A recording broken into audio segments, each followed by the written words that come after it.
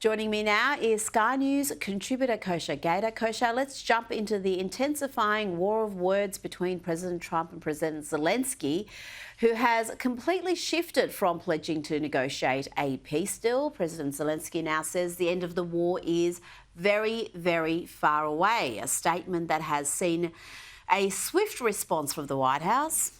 He said he thinks the war's going to go on for a long time.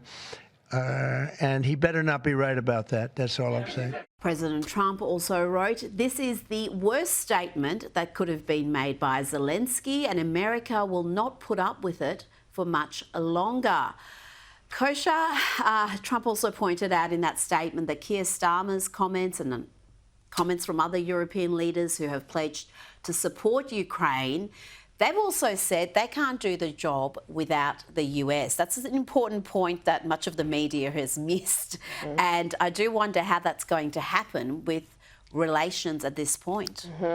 So as the dust from that dust up settles, there's a picture that's clarifying that's coming out, which is on the one hand, you have a war that is not winnable and was never winnable without the US. And the U.S. involvement in large measure to the tune of $100 billion a year or more, plus this looming specter of security guarantees in whatever shape or form that took or was implied under the past administration for 4 years.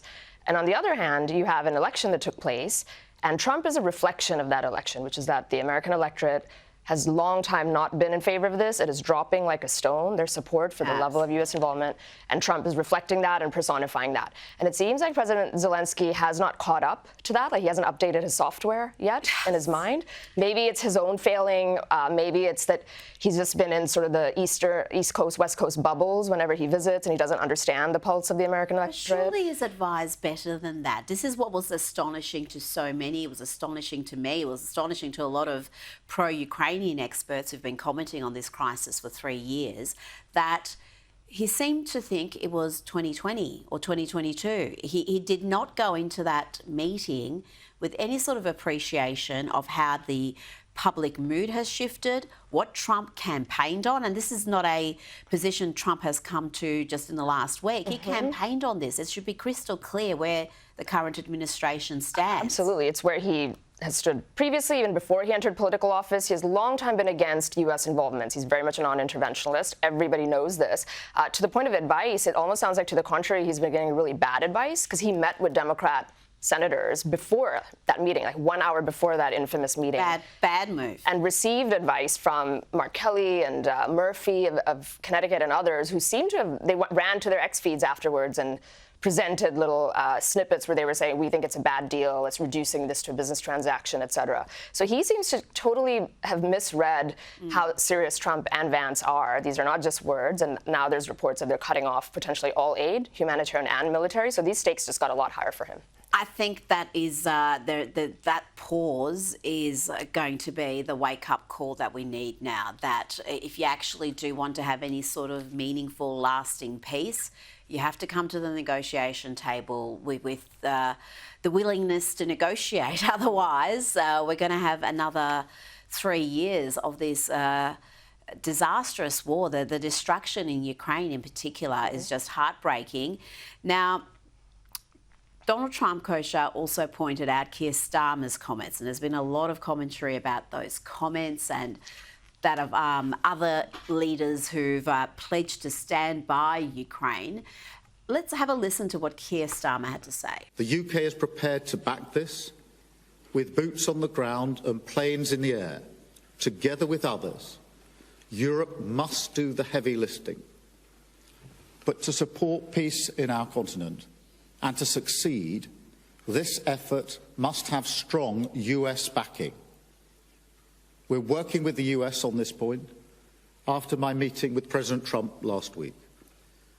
And let me be clear, we agree with the President on the urgent need for a durable peace. Kosha, he went very quickly there from boots on the ground to this plan is dependent on the US backing it, to he agrees with President Trump about the urgent need for a durable peace.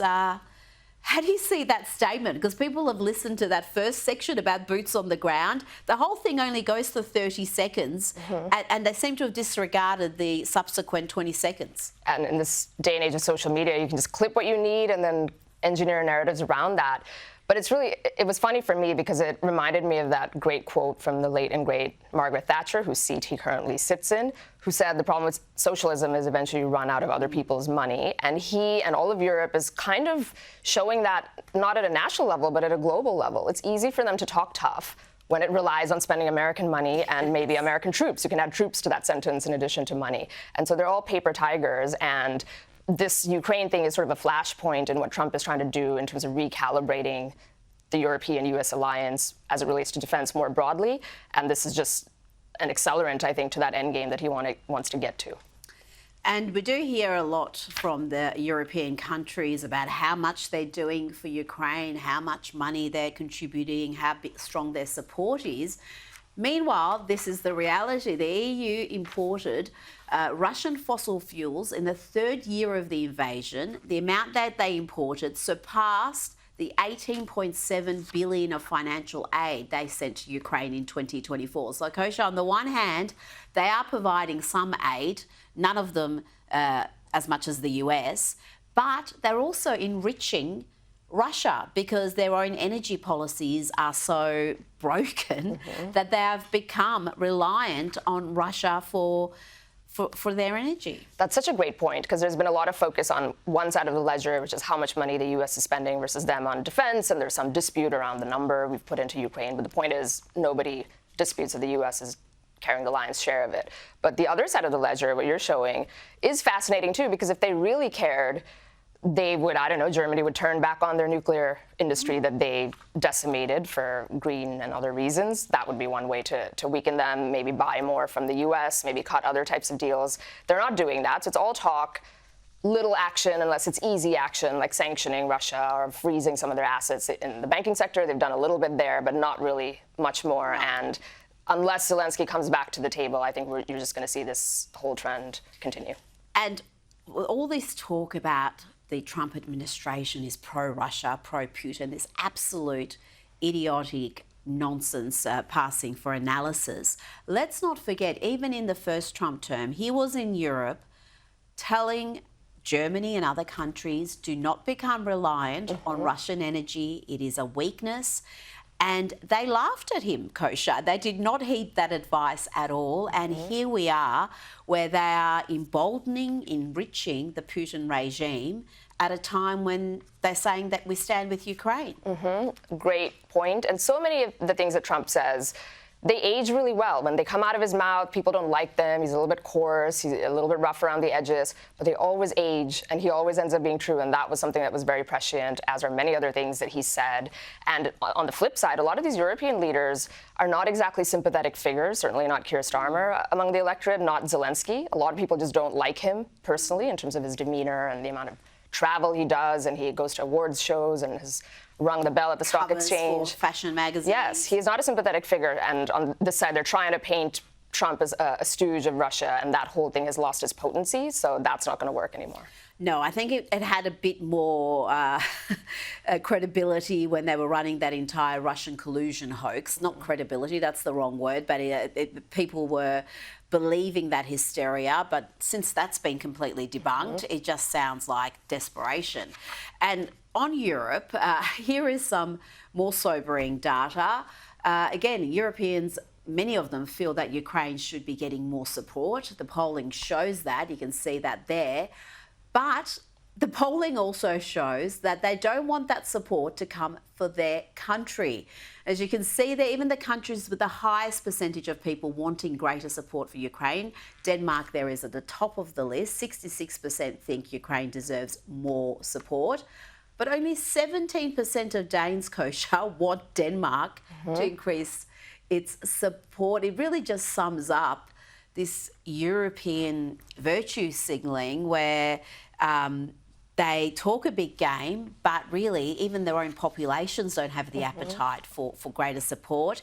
And this is on their doorsteps. I don't see how people think Americans should care more about this. We shouldn't have an America first approach in the United States when this conflict is in Europe, and the Europeans seem to be a little bit apathetic about it. Yeah, it's going to be a big reckoning for them because the flip side of them stepping up their spending on defense and maybe them providing the security guarantee is going to mean cutting back spending, austerity measures, these big lavish social safety nets that Europe has loved and had for half a century. There are meaningful repercussions from this for them to kind of recalibrate their approach to government as a whole. And the other thing about that is that's very useful is it gets to the crux of the point, which is, yes, we all support this war ending. We support Ukraine's right to sovereignty. We certainly support their soldiers and civilians who've been harmed and killed and injured and displaced. We support democracy. Everybody supports those things. But when the rubber hits the road, what does it mean in terms of prioritization? And you as a nation spending money and spending troops to do that, that's where things shift because we live in reality. We don't live in utopia, and that's what even the Danes see that and everybody sees it, but the leaders don't seem to want to acknowledge it. Well, most people do see it, but sadly, the bulk of the media seems to be not living in reality. They're living in some fantasy world. Well, I don't know, there's some sort of Greta Thunberg approach to geopolitics where, you know, what you want to happen must happen regardless of the reality. And the reality is Ukraine is losing this war. America doesn't want to keep funding it. And either you surrender to Russia, which nobody wants, you keep fighting with backing of European countries and the US soldiers on the ground, which could spark World War III with a nuclear power. I don't think anybody wants that either. Or you negotiate a peace deal that's advantageous to Ukraine. And that's where we were before this meltdown in the Oval Office. And we've seen many pro-Ukraine foreign policy experts, those who have championed extra funding for Ukraine from the US, have admired Zelenskyy for many years, be appalled by his antics in the White House and what has followed. And among them is Washington Post columnist Mark Thiessen, who has written a piece that saying Zelenskyy must mend the breach with Trump or resign. Kosha, he details Zelenskyy's conduct in that 50-minute press conference leading up to that clash. Everyone's seen the clash, but what led up to it, that 50 minutes, if you've watched the entire thing, it gives you a very different perspective. And he called President Zelenskyy's behaviour unnecessary and reckless and questioned why he'd be so rude to Trump in front of the media. When Trump was offering him a really advantageous deal. He was getting a great deal of what he wanted. And there were even concessions made, you know, quite late in proceedings. When you've lost Mark Thiessen and Lindsey Graham, by the way, who's been on fire excoriating Zelenskyy, he was the most pro-war U.S. involvement senator that we have. That is a signal that he did misstep here, even though not everybody in international media and even U.S. media is seeing it that way. And this was a great piece by Mark Thiessen because he went through the entire 49 minutes, and 40 of those 49 minutes were actually Trump was very magnanimous, very cordial. And throughout that time, there are multiple points at which Zelenskyy was kind of goading him. When you watch the whole thing, I've got to say, one of the more shocking things was how patient President Trump was. That's not his style. He let so much go to the keeper until at some point it was too much and he had to step in and check Zelenskyy. But there was a lot of disrespect, a lot of behaviour that Trump wouldn't normally tolerate up until that point. Absolutely. And that point was when Zelenskyy said that, you know what, you will feel it too because you have an ocean. That's why you don't feel it now. You will feel it too. And at that moment, you can see Trump's entire demeanor change, his face lit up. And he said, American people are watching this. You do not come here. You're in no position to say that. Absolutely. And it was an astonishing comment to suggest that America is somehow should be fearful of a Russian invasion. Kosha Gada, thank you so much for your time. Pleasure.